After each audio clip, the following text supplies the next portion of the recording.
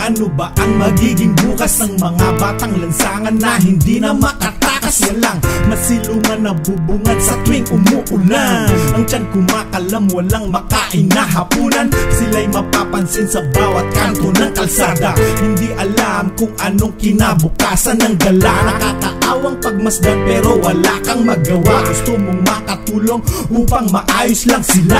Namumulot ng basura, madugtungan lang ang buhay. Nangangarap sila na maabot ang tagumpay. Ngunit paano mangyayari kung sila ay sala? Kung ang problema sa kanila ay inatang ng lahat. Ano pang magiging bukas ng mga batang nangangarap kung kahirapan ang dinulot ng mga mapagpanggap? Sa gobyerno lahat na nakapwesto ay kura. Paano na masusugpo ang matagal ng paghihirap? Paano na ang mga batang lansangan?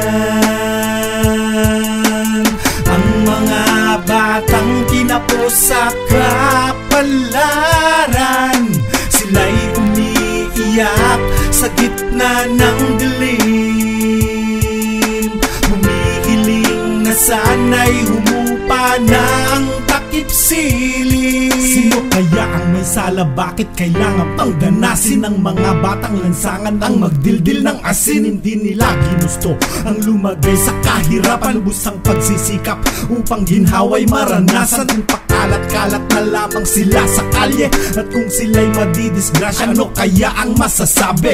Nangyari na ang mga dapat na mangyari. Huli na ang lahat kung tutulong ka pa ng triple. Ano kaya ang magiging buhay nila sa ngayon kung ang bukas nila'y hindi masilip ang pagbangon? Kalungkutang masasabi na sila'y walang pag-asa sa paningin ng iba'y habang buhay na kawawa. May awa din ang Diyos, at least nakakaraos. Sana lahat ng gusot ay maiayos. Mga batang lansangan, simbolo ng katuparan. Sa ng bawat bata sa mundo may nag-iintay na kapalaran. Paano na ang mga batang lansangan?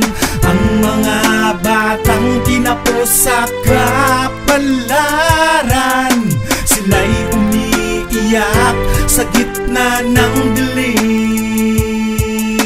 Humihiling na sana'y humupa na ang takip silim. Aalis na ang mga batang lansangan.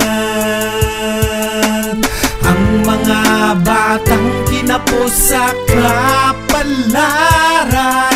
Sila'y umiiyak sa gitna ng dilim.